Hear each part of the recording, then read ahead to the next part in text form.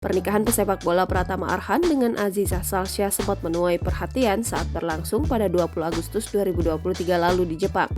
Bukan hanya kesan mendadak yang menyeruak, namun beberapa detail yang terlihat dalam pernikahan tersebut pun sukses membuat publik tercengang.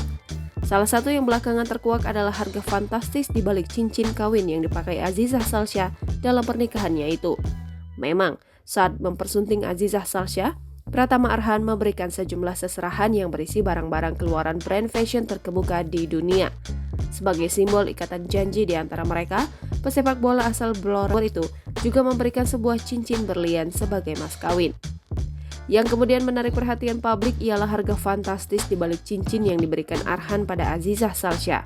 Tak tanggung-tanggung, cincin tersebut ditaksir bernilai hampir 200 juta rupiah. Harga cincin berlian yang dipakai Aziza Salsya sebagai mas kawin pemberian sang suami itu diungkap oleh salah satu akun fanbase Pratama Arhan dan Aziza Salsya di laman Instagram.